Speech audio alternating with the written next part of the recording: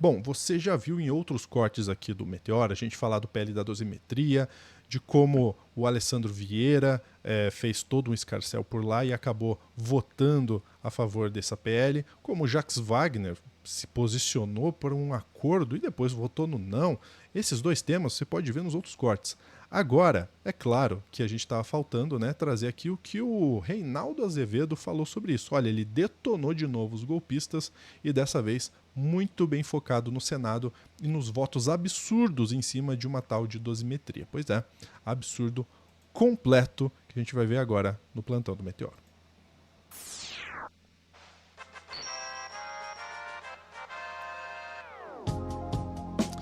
E é claro que aqui na pauta Reinaldo Azevedo a gente chama ele Pedro Zambarda para trazer, porque o Pedro já pistolou em outros dois cortes. Você perdeu? Assiste, vale a pena ver o Pedro pistolando. A gente vai trazer agora o Reinaldo Azevedo também pistolando, né, Pedro? Exato, o Reinaldo que tá vendo muito Camarote da República, DCM, deve estar nos assistindo também. Eu quero resgatar primeiro um áudio dele. Acho que ele tava naquela época que ele tava sem voz, né, Lúcio? E ele comparou a PEC da blindagem com o Jorge Benjor. Vamos ouvir esse áudio aqui. Hein? O Senado enterrou na Comissão de Constituição e Justiça a PEC da blindagem, a PEC da bandidagem, a PEC da sacanagem, a PEC da roubalheira. Isso aqui dá uma ótima vírgula, né? A PEC da blindagem, a PEC da sacanagem, a PEC da roubalheira.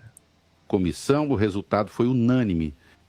O povo sem medo nas ruas levou o medo de carne queimada eleitoral à casa, que vai renovar 2/3 dos seus quadros no ano que vem. Como é a música Dona Culpa, de Jorge Benjor, que a gente ouviu há pouco, que Caetano Veloso defendeu no festival da extinta TV Tupi em 1979. Assim, Dona Culpa ficou solteira, pois ninguém quis casar com ela. Pois aqui só se voa com duas asas, com a asa da fé e com a asa da ciência. Quem voar sem nenhuma das duas vai cair e se arrebentar sem ter tempo para pedir clemência ou história para contar. Olha o castigo. O Brasil anda tão da pá virada, como sabemos, que a ciência anda a ser desprezada por embusteiros e a fé anda a ser manipulada pelos mesmos vagabundos. Costuma-se dizer que nenhum desinfetante é tão eficaz como a luz do sol. Poucas coisas são melhores do que ela para combater alguns males invisíveis a olho nu. Junto com a anistia a golpistas, como se viu, tentou-se articular a impunidade absoluta para os larápios. Estes são de tal sorte oportunistas que aceitaram trair até o próprio Jair Bolsonaro, como a dizer: ok, então vamos fazer assim, a gente troca a impunidade para os golpistas pela impunidade para os ladrões. Para aqueles, a redução das penas, para eles todo o poder. O senador Alessandro Vieira, relator da CCJ, pegou o mote que o povo, sem medo, levou para as ruas e mandou brasa. Mandou brasa e depois votou pelo golpe. Esse texto aí é um texto do Reinaldo e o áudio é gerado por inteligência artificial porque ele estava sem voz na época. E aí o Reinaldo dá um outro apelido para dosimetria, Lúcio. Dosimetria pornô. Ator pornô. Vai para o Senado com uma inconstitucionalidade e sai com duas. Você deixa para o Congresso Nacional, eles vão criando inconstitucionalidades várias. Eu não vou ler o texto na íntegra, tá, gente? Mas vou trazer algumas questões. O PL pornô da dosimetria foi aprovado no Senado por 48 votos a 25. Já carregava, entendo, um vício de inconstitucionalidade quanto ao mérito à medida que vulnera o Estado de Direito. Agora carrega 2, sendo este segundo de natureza formal à medida que viola o artigo 65 da Constituição, que define: artigo 65, o projeto de lei aprovado por uma casa será revisto por outra em um só turno de discussão e votação e enviado à sanção ou promulgação se a casa revisora o aprovar ou arquivado se o rejeitar. Parágrafo único, sendo o projeto emendado, voltará à casa iniciadora. Como percebem, se o texto é emendado, ele tem que voltar para a casa iniciadora, no caso, para a Câmara, e isso impediria a aprovação ainda neste ano. Mas houve alguma emenda? Sim, de autoria do inefável Sérgio Moro. Explica-se. O texto que chegou ao Senado operou uma mudança no artigo 112 da Lei de Execução Penal, garantindo a progressão do regime fechado para o semiaberto depois do cumprimento de 1/6 da pena. Isso beneficiaria criminosos em penca. Moro restringiu a mamata a Jair Bolsonaro e aos demais golpistas. Não se trata de uma mera correção do texto, conforme previsto no artigo 213-E do Regimento Interno do Senado. É uma mudança de mérito, que é aquilo que o Renan Calheiros estava denunciando. Esperidião Amin, do PP, admitiu a alteração como se fosse mera adequação. Fez-se até uma votação para decidir se pau era pedra e a maioria disse que sim.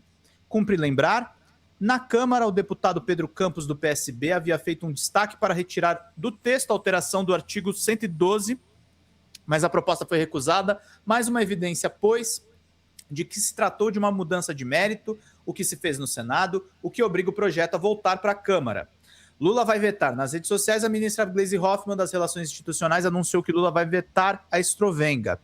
A redução das penas de Jair Bolsonaro e dos demais golpistas, aprovada agora à noite, no Senado é um desrespeito à decisão do STF, um grave retrocesso na legislação que protege a democracia. A condução desse tema pela liderança do governo no Senado, na CCJ, foi um erro lamentável, contrariando a orientação do governo, que desde o início foi contrária à proposta. O presidente Lula vetará esse projeto. Condenados por atentar contra a democracia, eles têm que pagar pelos seus crimes. A liderança do Senado foi ocupada pelo Jacques Wagner, criticado por Gleisi. Fabiano Contarato, também do PT, votou a favor da proposta da CCJ, mas disse que se enganou. Depois mudou o voto. Wagner não gostou da exposição e respondeu também nas redes. Lamentável nos rendermos ao debate raso e superficial. A que erro lamentável o senador baiano Gleisi se referia? Ele fez um acordo de procedimento com a oposição, não criaria obstáculos à tramitação do texto, embora fosse contrário ao mérito, desde que a agenda econômica do governo parada no Senado pudesse avançar, o que acabou de fato acontecendo. Jacques Wagner havia defendido pouco antes. Apesar das críticas que foram feitas, eu digo sempre que quem estiver na política só para o aplauso é melhor mudar de ramo. Eu estou na política por aplauso e para a crítica, e assumo aquilo que eu fiz, o acordo de procedimento, porque eu acho que não tinha sentido nenhum impedir a votação. O presidente tomará a sua decisão. Quem sabe, com suas palavras aqui, no espírito natalino, ele resolva sancionar, mas não me pertence isso, é um direito, uma decisão que ele fará, mas eu só posso dizer, eu sei que houve, eu não troquei nada, porque no mérito está mantida a minha posição, e no mérito continuo dizendo que interessa ao governo aprovar o projeto, que é de multa sobre o BBB, que é a redução das despesas tributárias. Vá lá, ocorre que Wagner é o líder do governo na casa, não das próprias posições ou do PT. Elas têm que refletir a do Planalto, e o entendimento que ele expressou não havia sido acordado com Lula, que não gostou do encaminhamento, nem com Gleisi, que fez a coordenação política. Bem, a bola está agora com o presidente. Se ele vetar, é certo que o veto será derrubado no Congresso. Basta a maioria absoluta para isso, 257 deputados e 41 senadores. Na Câmara, lembrem-se, a bizarrice foi aprovada por 291 votos a 148. Vamos, no entanto, convir esse tipo de derrota, entre aspas, do presidente, que deve ser comemorada como vitória e que vai ser tornada, Lúcio, inconstitucional pela Suprema Corte, a menos que a teoria da conspiração, e aí o Reinaldo está nos lendo, ou lendo o DCM, ou lendo os veículos que estão questionando essa questão do acordão, o Lula não fez acordo nenhum, gente. E nem o Alexandre de Moraes. Porque eles queriam matar o Alexandre de Moraes com força tática, eles queriam arrancar a cabeça do Alexandre de Moraes. As pessoas metem a história do Banco Master no meio. Claro que o Banco Master incomoda, a acusação é de 129 milhões para o escritório da Viviane Barça, a esposa do Alexandre. Claro que o Alexandre recebeu deputados, ninguém nega isso, Lúcio. Essas conversas estão acontecendo. Daí a ele chancelar a dosimetria, o pessoal tem que ser muito irresponsável para fazer isso, Lúcio. Concordo. Inclusive, a gente falou desse tema da pele da dosimetria em outros 2 cortes, como eu falei no início desse corte aqui, que acho que vale muito a pena você dar uma olhada se você ainda não viu, tá? Porque a gente mostrou no momento em que Alessandro Vieira simplesmente muda completamente da opinião do que ele tinha dado dias antes, semanas antes, sobre esse caso, e a gente mostrou também essa atuação do Jacques Wagner, que inclusive é citada pelo Reinaldo Azevedo. E aí, Pedro, algo que muita gente falou aqui no chat e no nosso campo foi sobre o Contarato, né? Acho que é bom também explicar o que aconteceu, pelo menos no que o próprio Contarato falou. Você podia esclarecer para a gente? Pedro? O que você falou? Desculpa, a última Poderia esclarecer para a gente essa situação do Contarato em relação à votação que ele do Contarato fez? É o seguinte, de fato ele votou sim, mas no plenário ele desmentiu essa informação. Inclusive você está com um vídeo dele aí na fala dele no plenário, né? Eu acho que é legal mostrar para o pessoal, nem que sejam poucos minutos. Vamos lá. Mas ele faz um desabafo e ele diz que é um momento triste. Ou seja, o Contarato está do nosso lado, mas assim, mancada, hein? Vacilão. Se você chegar numa sala do curso de Direito e perguntar a um aluno do primeiro semestre quais são os atributos e as características que uma norma deve ter, ele vai falar, olha, essa norma ela tem que ser abstrata, porque ela não pode ter como foco um fato determinado, ela tem que ser abstrata. Essa norma ela tem que ser geral, porque ela tem que atingir a todos os brasileiros e brasileiras. E essa norma ela tem que ser impessoal. E todos esses 3 atributos que eu estou falando aqui, esse projeto fere. Ela não é geral, ela é específica e ela tem um destinatário. Ela vai beneficiar Almir Garnier Santos, almirante da reserva, condenado a 24 anos de reclusão, Anderson Torres, condenado a 24 anos de reclusão, Augusto Heleno, 21 anos de reclusão, Paulo Sérgio Nogueira, general da reserva, 19 anos de reclusão, além do ex-presidente Bolsonaro. Então, falar que essa lei está corrigindo injustiça porque são as senhorinhas que estavam lá no dia 8, senador Renan, isso é um conto da carochinha. O que aconteceu no dia 8 foi a ponta de um iceberg. No que nós tivemos foi um ex-presidente que não sabia viver numa democracia, que falava que fecharia o Supremo, para fechar o Supremo basta um cabo e um soldado. Nós tivemos minuta de golpe, senhor presidente. Minuta de golpe redigida e com aval e lida pelo ex-presidente Bolsonaro, redigida dentro do Palácio do Planalto. Nós tivemos ataque à sede da Polícia Federal. Nós tivemos ataque à bomba próximo ao aeroporto. Nós tivemos o programa, o Punhal Verde-Amarelo, com o objetivo de assassinar, de exterminar um presidente, vice-presidente e um ministro do Supremo Tribunal Federal. E aqui, esse projeto de lei vem com essa narrativa. E eu fico estarrecido, senador Marcelo Castro, porque a extrema-direita e a direita aqui, ela vira e mexe, ela é punitivista, ela aumenta a pena. Eu vou dar 2 exemplos. Aumentando a pena de furto de cabo de energia. Ela aumenta a pena do estelionato, que é de 1 a 5, para 19 anos de reclusão. Agora, esse projeto veio para cá, senador Davi, e eu vou pontuar para o senhor. Esse projeto ele ia beneficiar, se não fosse hoje com a emenda acatada, ele ia beneficiar obstrução de investigação de crime organizado. A direita beneficiando obstrução de crime organizado. Conspiração para obstrução de combate a crime organizado.